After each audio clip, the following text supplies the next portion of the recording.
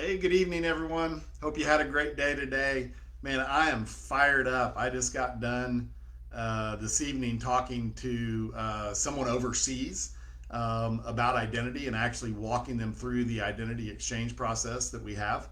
And man, it was amazing. I never get tired of this stuff to watch God as we begin to walk these people through how to um, really get into truth telling and mind change and transformation, and then let God speak to them. It always amazes me to just see what God does, and it just never gets old. I'm telling you, I'm so fired up. But anyhow, I did have something I wanted to share tonight, and so earlier this week, I was talking with the team that I lead at our church about identity, and we were kind of talking about that a little bit, and my our student pastor said, "Oh man, that reminds me of something," and he read to me what I'm going to read to you right now. And man, this is just another great example of identity. Okay, and here's the point I want to make tonight: is another way to get to or think about our identity. You've heard me say a couple times probably that to get to our true identity, sometimes we have to go all the way back to when I was a young child, before, quote, life happened. And what I mean by that is before we begin to um, form a false identity from the things that we experience, the things that we succeed at or fail at, and the things that people say or think about us. Who was I before that began to happen? Now, that damage actually can start to happen pretty early for some of us. So maybe the better question is, who did God make me to be in my mother's womb? Because as I've said before, we form false identity from what we do, what we have, and what other people think or say about us. When what should really happen is we have to go back to the one who created me, the one who designed me, the one who laid out every day of my life for me. Wouldn't it make sense that I need to go to him and say, God, who do you say that I am? It doesn't matter what I've experienced. Who do you say that I am? That kind of makes sense. So maybe the question is, better question is, God, who did you make me to be in my mother's womb? Right? Who did you make me to be in my mother's womb? So check this out. This is in Jeremiah chapter 1. Jeremiah was a great prophet in the Old Testament. And so Jeremiah is a book in the Old Testament of the Bible.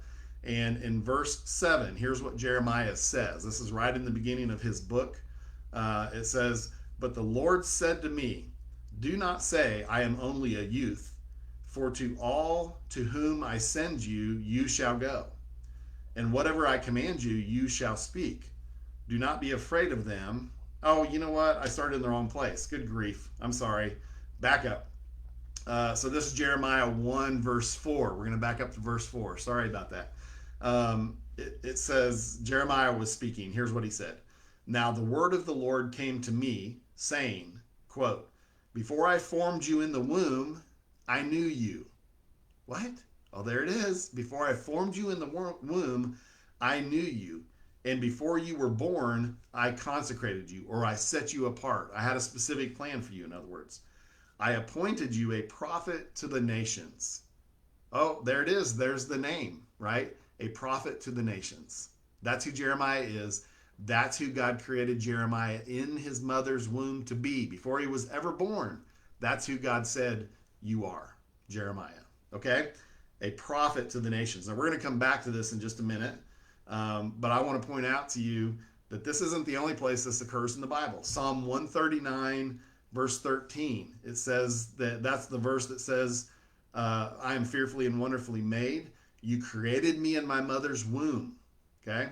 So, and the idea there is that God was putting you together thread by thread, piece by piece. He was intricately making your insides. He was intricately forming your outsides, uniquely you, in your mother's womb.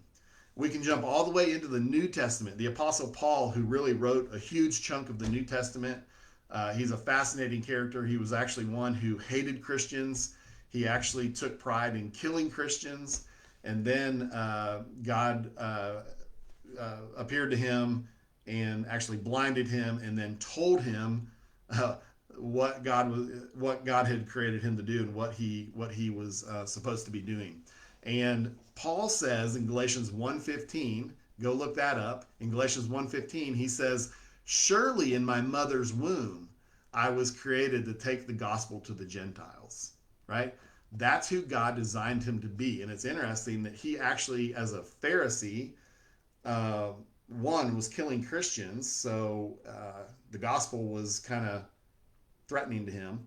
But also, Gentiles would have been who a Pharisee would have looked down on, right? They would have been an inferior class of people. And when God finally came to him and revealed to him who he had created him to be in his mother's womb, he realized, surely in my mother's womb, I was created to take the gospel to the Gentiles. In other words, to love them and take the gospel to them. You see how all of Paul's experience and what he believed about himself from his life experience up to that point was the exact opposite. It was the exact opposite. So, great question for all of us to ask is, who did you create me to be in my mother's womb? It's all through the Bible, and we need to be asking the same question because he's the one who loves you. He's the one who created you. He's the one who carefully, specifically put you together and laid out every day of your life. Now, I'm not going to come back to the Jeremiah passage, Jeremiah 1. We'll come back in the next day or two, and I want to talk about what often happens when we hear the name or the identity that God has for us. All right? Well, have a great evening. I hope that was helpful for you. We'll talk soon.